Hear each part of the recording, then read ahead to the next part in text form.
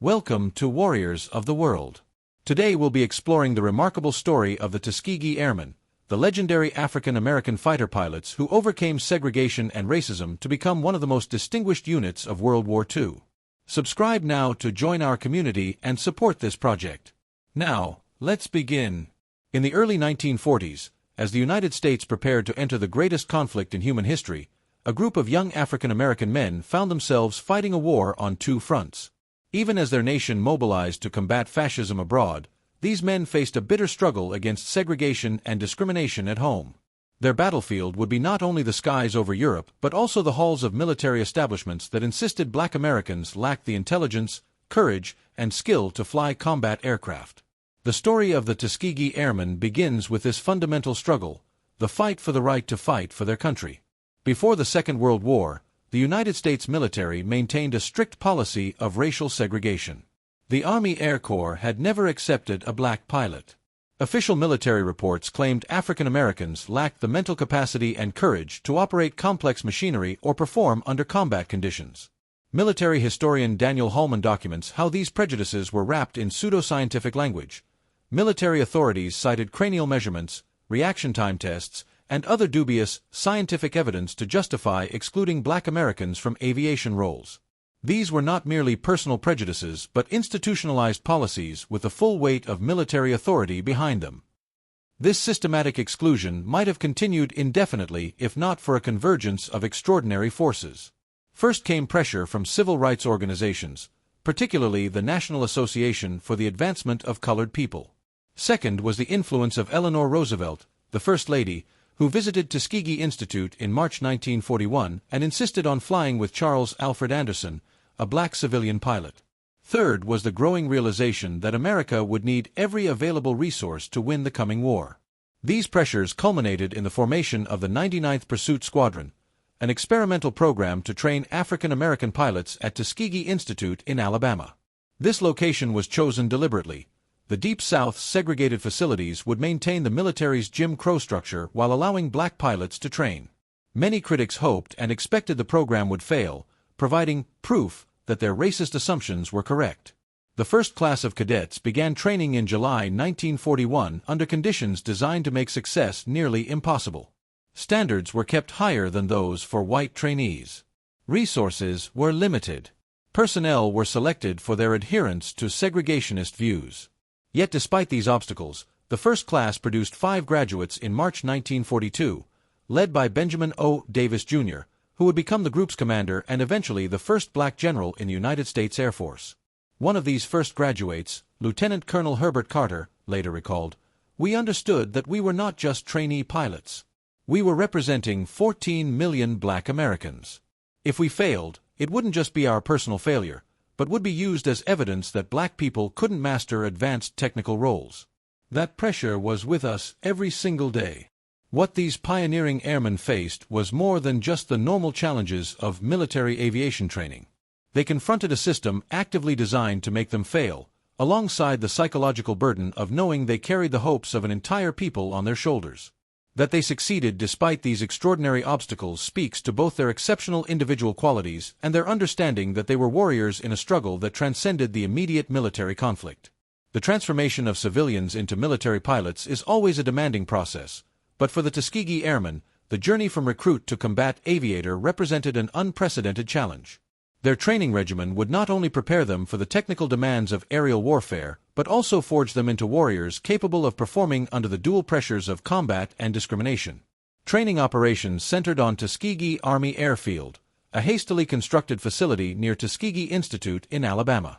The base itself reflected the second-class status assigned to the program, initially lacking proper barracks, recreation facilities, and technical equipment that white training bases took for granted.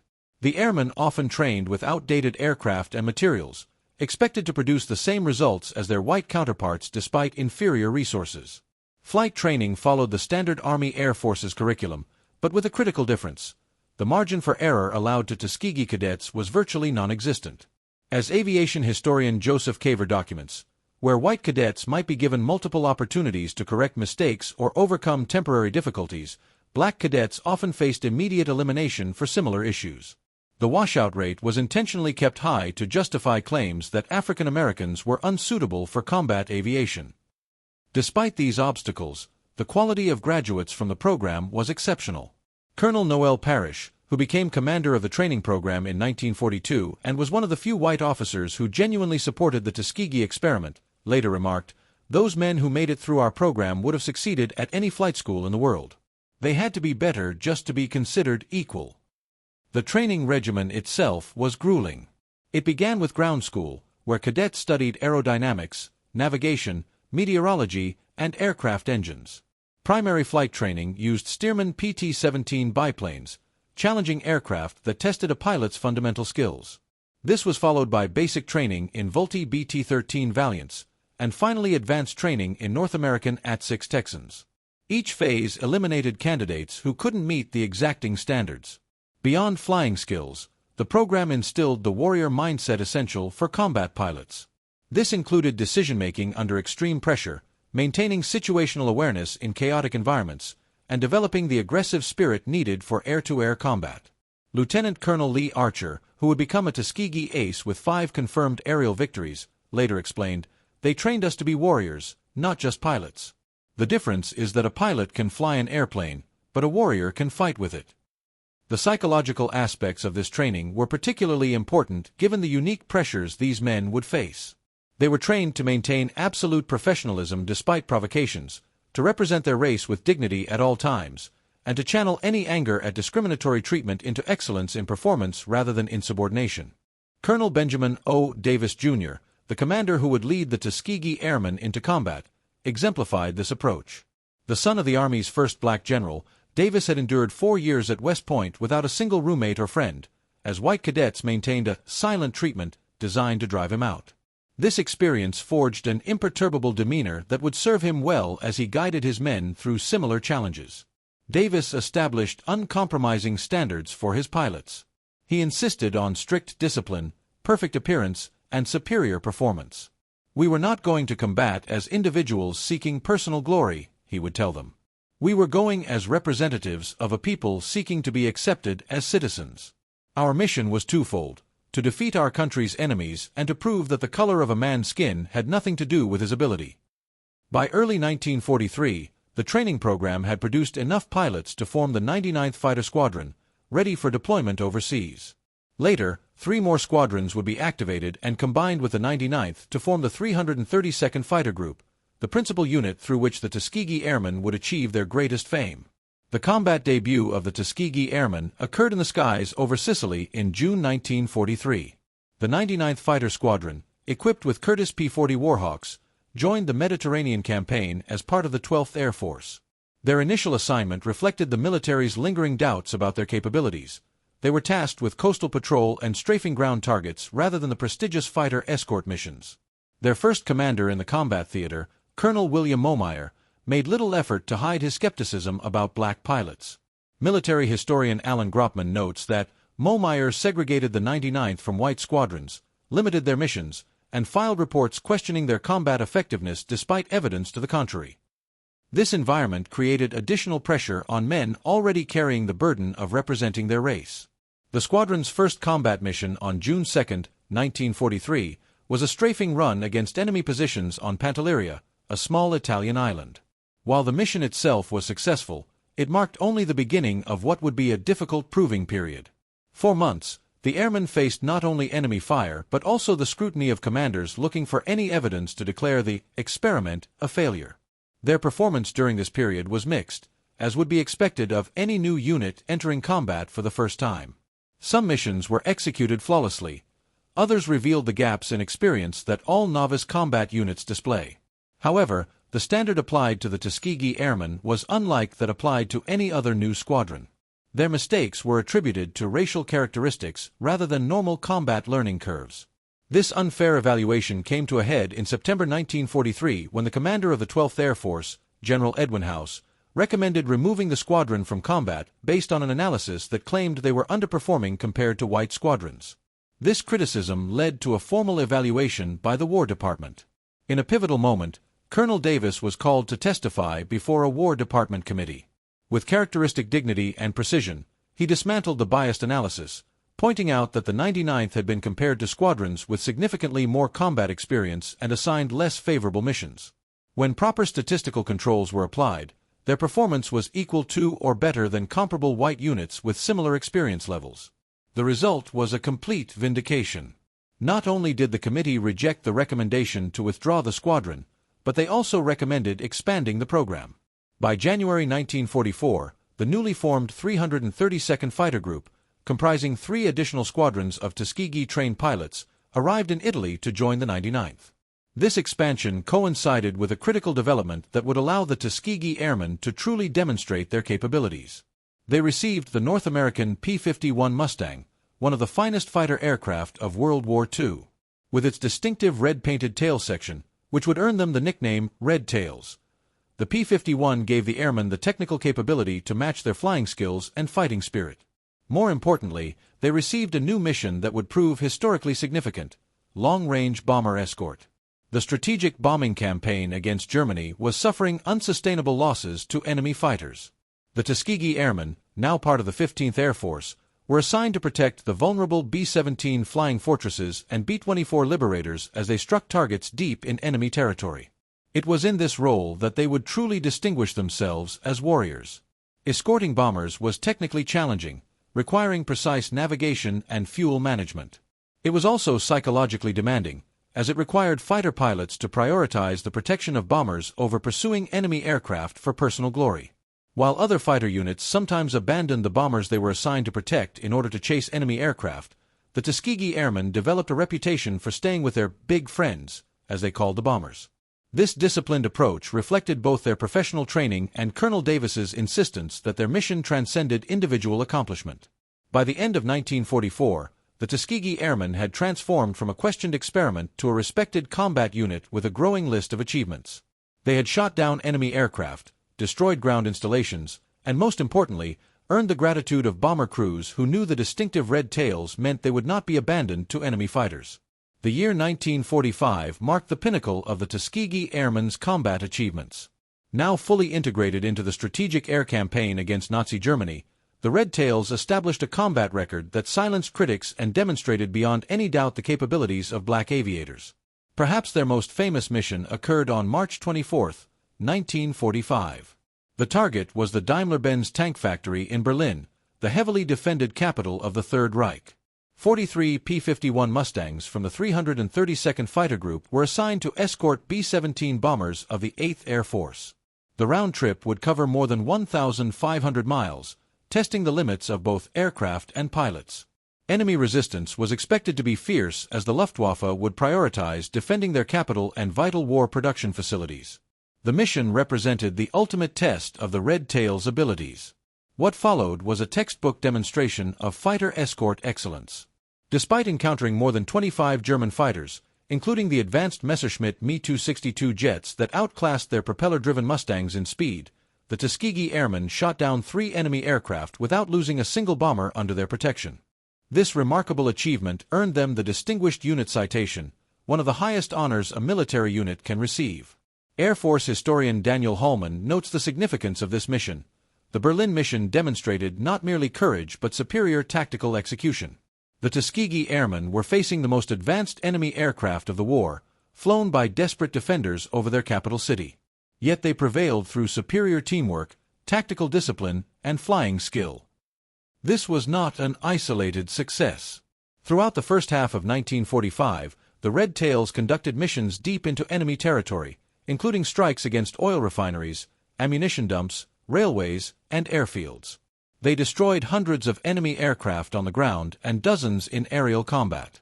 By VE Day in May 1945, the Tuskegee Airmen had compiled a combat record that stood among the most impressive of any fighter group in the European theater. The final statistics testify to their excellence as warriors. The Tuskegee Airmen flew 1,578 total missions and 15,533 sorties. They destroyed or damaged nearly 400 enemy aircraft in the air and on the ground. They sank 1 destroyer with machine gun fire alone, an almost unprecedented feat. They destroyed numerous locomotives, trucks, and other ground targets. Perhaps most impressively, they lost significantly fewer bombers to enemy fighters than the average among escort groups. While no fighter group could prevent all losses, the Red Tails' disciplined focus on their protective mission saved countless American lives. This achievement directly contradicted pre-war claims that black pilots would lack the necessary aggression and skill for combat flying. The Tuskegee Airmen produced aces like Captain Joseph Ellsbury, Captain Wendell Pruitt, and Captain Lee Archer, each of whom demonstrated the combination of flying skill, tactical awareness, and combat aggression that defines elite fighter pilots. Their achievements came despite being initially limited to older aircraft, less desirable missions, and constant scrutiny. Combat flying requires a unique combination of technical skill, physical endurance, and psychological resilience. Pilots must make split-second decisions while managing complex aircraft, tracking multiple threats, and enduring the physical strains of high-G maneuvers. Adding enemy fire to these challenges creates one of the most demanding combat environments imaginable. That the Tuskegee Airmen excelled in this environment confirms their status as warriors of the highest caliber. Colonel Davis's leadership was crucial to these combat achievements. He had instilled in his men a commitment to excellence that transcended ordinary military motivation. They flew not merely as individual warriors but as representatives of a people seeking to prove their worth in the most demanding circumstances imaginable. This sense of mission gave them an additional reservoir of determination when facing both enemy fighters and the skepticism of their own military establishment. By the war's end, the Tuskegee Airmen had earned 3 distinguished unit citations, 96 distinguished flying crosses, and hundreds of other medals and commendations. Through their actions rather than mere words, they had demonstrated that courage, skill, and warrior spirit were not determined by race but by training, leadership, and individual character. The combat achievements of the Tuskegee Airmen would alone secure their place in military history, but their most profound legacy extends far beyond the battlefields of World War II. These warriors fought not merely to defeat an external enemy but to transform their own nation's understanding of race and capability. In this broader struggle, their victory was equally decisive and far more enduring.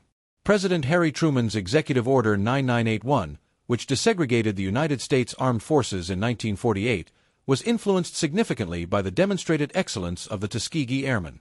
As historian Todd Moy notes, military leaders who opposed integration lost their most powerful argument, that it would reduce combat effectiveness, because the Tuskegee Airmen had proven this concern baseless through their actual performance under fire. Benjamin O. Davis, Jr., who had led the Tuskegee Airmen in combat, went on to become the first black general in the United States Air Force. Many other Tuskegee veterans achieved prominence in military and civilian life, including General Daniel James, who became the first black 4-star general in Air Force history, and Coleman Young, who became the first black mayor of Detroit. The Tuskegee program produced a total of 992 pilots and more than 14,000 ground personnel. While their wartime service is most celebrated, their collective impact on American society through subsequent careers in education, business, law, medicine, and politics created a ripple effect that helped advance civil rights causes across multiple domains. Military historian John Hollway argues that the Tuskegee Airmen's success made the moral case for integration irrefutable. They demonstrated not merely that black Americans could perform equally when given equal opportunity, but that America itself would benefit from utilizing the talents of all its citizens regardless of race. This transformation of American institutions began with the military itself. The United States Air Force, officially established as a separate service branch in 1947, was the first to fully integrate its forces. Other branches followed, albeit sometimes reluctantly. By the Korean War in the early 1950s, integrated units had become the norm rather than the exception. Beyond military integration, the example of the Tuskegee Airmen provided inspiration for the broader civil rights movement of the 1950s and 1960s. Dr. Martin Luther King Jr. referenced their achievements as evidence of black capability when given equal opportunity. Their success became a powerful counterargument to claims that desegregation would somehow lower standards rather than expand the pool of talent. The warrior ethos displayed by the Tuskegee Airmen transcended their specific historical context and continues to inspire military aviation to this day. Their combination of technical excellence, tactical discipline, and moral purpose represents the highest ideals of military service. Modern Air Force training programs explicitly reference the Red Tails as exemplars of the service's core values. In 2007, President George W. Bush awarded the Tuskegee Airmen the Congressional Gold Medal, America's highest civilian honor. During the ceremony, he noted, "The Tuskegee Airmen helped win a war, and you helped change our nation for the better. America will always be grateful." Perhaps the most fitting assessment of their legacy comes from Colonel Charles McGee, a Tuskegee Airman who flew 409 combat missions across 3 wars.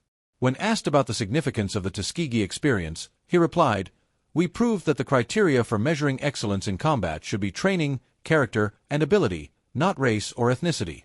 That seems obvious today, but someone had to prove it first. We were warriors not just for America in World War II, but for the American ideal that all are created equal. The Red Tails example continues to resonate in an America still striving to fully realize its founding promise of equality. Their story reminds us that true warrior virtue transcends the specific battle being fought and connects to larger principles of justice, opportunity, and human dignity. In this sense, the Tuskegee Airmen fought not merely for victory in a single war, but for a more perfect expression of the values their nation claimed to represent. For young Americans today, the legacy of the Tuskegee Airmen offers a powerful message. Excellence is the most effective response to prejudice, and restrictions based on race or other immutable characteristics cannot contain the human spirit when it is driven by purpose, disciplined by training, and committed to proving its worth. Subscribe now, become a member, turn on notifications, share this video with your friends, and leave a comment so we can compare our knowledge and sources. Thank you for following our channel. Until our next strategic journey, here at Warriors of the World.